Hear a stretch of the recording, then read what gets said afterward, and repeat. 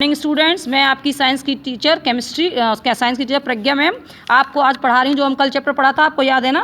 क्या हमारे आसपास के पदार्थ शुद्ध हैं? Matter around us is matter around us pure.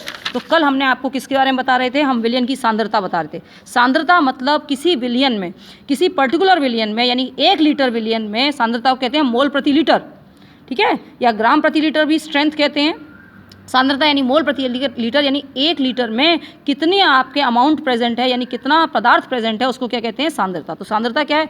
विलयन में मौजूद विलय पदार्थ की मात्रा के आधार पर इसे तनु, सांद्र तथा संतृप्त घोल भी कहा जा सकता है। किसी निश्चित तापमान पर उतना ही विलय पदार्थ घुल सकता है जितनी की विलयन की क्या होगी? क्षमता होती है, जिसे उस क्षमता को हम क्या कहते हैं? फिर घुलनशीलता।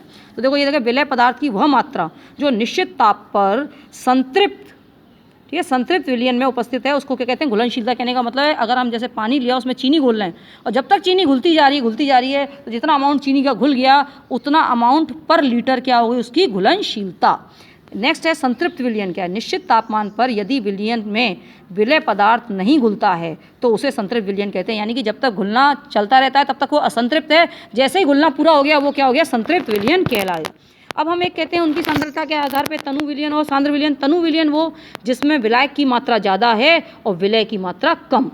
विलय और विलायक क्या है? विलय वो जो डाला घुला जाता है, और विलायक वो जिसमें घुला जाता है। और सांद्र विलयन क्या है? सांद्र विलयन वह विलयन है जिसमें विलय की मात्रा ज़्यादा है और विलायक की मात्रा कम।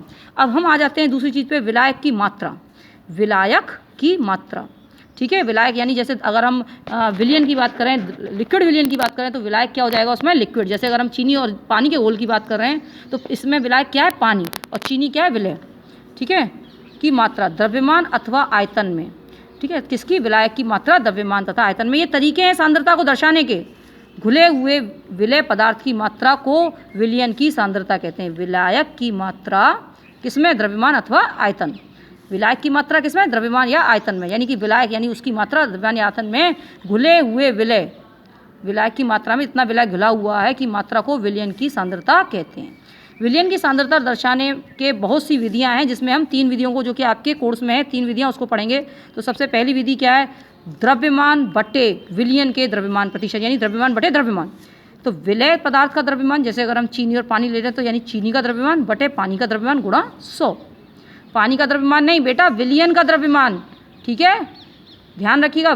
पानी क्या है? विलायक। तो इसलिए मैं आपको दोबारा समझा रही हूँ, विलय पदार्थ का यानी चीनी का द्रव्यमान बटे जो हमें घोल मिला उसका द्रव्यमान गुणा 100। फिर है द्रव्यमान बटे विलयन के आयतन, यानी द्रव्यमान किसका?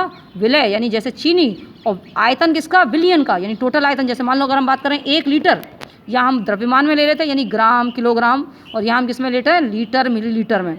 तो जो पानी जैसे हमने 1 लीटर लिया तो उसमें जो हमने पदार्थ घोला जितना उसका द्रव्यमान, और जो आयतन बना घुलने के बाद उसका द्रव्यमान, और इंटू 100। फिर है आयतन बटे आयतन। आयतन बटे आयतन यानी जब दोनों चीज़ लिक्विड है, जैसे हम कहें क्या, जैसे हम शरबत डालते हैं पानी में तो वो क्या है? दोनों लिक्विड है। तो विलय का आयतन जितना हमने शरबत डाला बटे जो आपका हमें पानी शरबत डालने के बाद मिला उस विलयन का आयतन गुणा 100। अब बेटा मैं ये आपको एक क्वेश्चन दे रही हूँ, इस क्वेश्चन को आपको करने की कोशिश करनी है, और मुझे आज ही भेजना है, नहीं तो कल भेज दीजिएगा, कोई दिक्कत नहीं है, पर आज कोशिश करिएगा आज ही भेजें, जिससे मैं चेक करके कल आपको ये क्वेश्चन करा सकूँ। मेरे को कई बच्चों, किसी भी बच्चों का नहीं आया, सिर्फ एक बच्ची का आया था। दूसरी ने एक बार कोशिश की टेम्परेचर और केल्विन वाले को, मतलब डिग्री सेंटीग्रेड और केल्विन वाले को, उसका गलत था। मैंने उससे कहा दोबारा करो, दोबारा उसका कोई भी रिस्पॉन्स नहीं आया। बेटा ये आप बहुत गलत कर रहे हो। सबकी मेरे पास मतलब देख रही हूँ मैं, जिसका नहीं आएगा मैं बाद में स्कूल टाइम में फिर आप लोगों के मार्क्स काट लूँगी। तो इस बात पर विशेष ध्यान दीजिए कि जो भी मैं क्वेश्चन दे रही हूँ, जो नोट्स मैं बना रही हूँ वो भेजिए, और जो नोट्स आप कॉपी में उतार रहे हैं उसकी मुझे कॉपी की इमेज सेंड करिए कि मैम हम ये नोट्स यहाँ तक उतार चुके हैं। अपने नाम के मतलब भेजिएगा, नाम तो मेरे पास आपका आ ही जाएगा। अब ये क्वेश्चन है, 1 विलयन के 320 ग्राम विलायक, 320 ग्राम यानी 320 ग्राम विलायक जल, तो विलायक क्या? जल कितना है? 320 ग्राम में 40 ग्राम साधारण नमक, यानी विलय क्या है? 40 ग्राम साधारण नमक। विलयन की सांद्रता की परिकल्पना कीजिए, या का परिकल्पना कीजिए। तो ये आपको क्वेश्चन करना है, किस पे आधारित होगा? देखिए दोनों चीज़ किस में दे रखी है, और इनमें से तीनों में से कौन सा सूत्र लगेगा, और उसको मुझे बताइए करके, उसकी इमेज मुझे भेजिए। आगे आ जाइए, आगे हम बात करते हैं निलंबन। तो आपने देखा होगा कि आप क्या करते हैं, जैसे कि आपने जब पानी भरते हो तो बालू के कण क्या होते हैं? कभी कभी बालू आ रही होती है तो बालू के कण क्या होते हैं? तैर रहे होते हैं। क्या कर रहे होते हैं? तैरन। तो उसे कहते हैं सस्पेंशन। सस्पेंशन यानी तैर रहे होते हैं। तो यह एक विषमांगी मिश्रण है। विषमांगी नेचुरल सी बात है, एक जैसा समान नहीं है, हमें कण दिखते हैं धूल के। विषमांगी मिश्रण है जिसमें विलय पदार्थ कण घुले रहते हैं, यानी विलय के पदार्थ के कण घुले रहते हैं, घुले नहीं रहते, क्या कहते हैं, तैरते रहते हैं, बल्कि मध्य की स्पष्टि में निलंबित रहते हैं। समष्टि में, मध्य की समष्टि यानी बीच में क्या रहते हैं, सस्पेंडेड रहते हैं। जैसे हमने कहा चीनी घुल जाती है, हमें दिखती नहीं, पर निलंबन वाले कण हमें दिखते हैं, हमारी आँखों से देखे जा सकते हैं। इनके गुण क्या होते हैं, ये विषमांगी मिश्रण है, आँखों से देखा जा सकता है। जब प्रकाश की कण का ये फैला देता है, जिससे मार्ग क्या होता है, दृष्टिगोचर यानी दिखता है।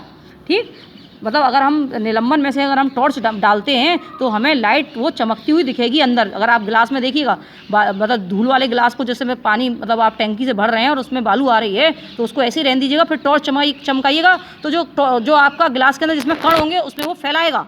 ठीक है, तो जब इसे शांत छोड़ देते हैं, आपने देखा होगा कि जब बालू आ रहा होता है तो आप उसे शांत छोड़ देते हो तो बालू क्या बैठ जाती है, नीचे बैठ जाती। जब वो नीचे बैठ जाती तो फिर वो निलंबन नहीं रह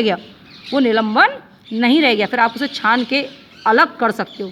तो नेक्स्ट देखिए, जब सभी कण नीचे बैठ जाते हैं तो निलंबन समाप्त हो जाता है। विलयन में प्रकाश की कण का प्रकीर्णन भी नहीं होता है। विलयन में प्रकीर्णन का मतलब विलयन में फैलाव। मैंने आपसे कहा कि गिलास में आप बालू, मतलब कोई पानी जो टैप से आ रहा हो जिसके अंदर बालू आ रही हो, उसको आप कांच के गिलास में भरिए और उसके अंदर से लाइट को पास करिए तो आप देखेंगे कांच के अंदर वो लाइट फैली हुई दिखाई देगी। ठीक है, तो उसे क्या कहते हैं, फैलाव। अब आ जाइए कोलाइडल विलयन। कोलाइडल विलयन क्या है, यह एक विषमांगी मिश्रण है, यह भी एक विषमांगी मिश्रण है जिसमें कण, जिन्हें हम कोलाइडी कण कहते हैं, कोलाइड के कण कहते हैं, विलयन में समान रूप से फैले रहते हैं। ये क्या कहते हैं, समान रूप से फैले रहते हैं पर हमें दिखते नहीं है। निलंबन की अपेक्षा कणों का आकार क्या होता है, छोटा होने के कारण यह मिश्रण समांगी प्रतीत होता है। ये समांगी प्रतीत होता है पर समांगी होता नहीं है। कोलाइडल कण प्रकाश की किरण को आसानी से फैला देते हैं। प्रकाश की किरण का फैलाना टिंडल प्रभाव कहलाता है। आपने कभी हॉल में गए होंगे या घर में आपने कभी देखा होगा किसी खिड़की में से अगर धूप आ रही है तो आप देखते होंगे कि धूप में जब ध्यान देते हो तो कण क्या होते हैं, मूवमेंट कर रहे होते हैं। वो क्या है, वो कोलाइडी कण ही होते हैं, मतलब कोलाइडी कण से थोड़े बड़े होते हैं, वो निलंबन कहिए आप एक तरह से। पर उसी तरह से जो आपका अगर हम सोचें तो कोलाइडी कण भी पानी में इसी तरह से मतलब रहते हैं, पर हमें अपनी साधारण आंखों से नहीं दिखते, हमें माइक्रोस्कोप से दिखते हैं। पर जब हम टॉर्च मारेंगे तो उसके अंदर क्या होगा, फैलाव होगा। तो कोलाइडी कण के बारे में आगे और बताएंगे। बेटा जो मैंने आपको क्वेश्चंस दिए थे पहले वो भी नहीं आए हैं, ना मुझे किसी ने नोट्स की वो भेजी है कि मैम हम ये नोट्स बना रहे हैं, तो आप अपने नोट्स की इमेज भेजिए। आज जो मैंने न्यूमेरिकल कहा है उस न्यूमेरिकल को करिए और जो क्वेश्चंस पहले कहे उन्हें करिए और अच्छे से इन्हें पढ़िए और नोट उतारिए। आज के लिए इतना ही काफ़ी है। Thank you.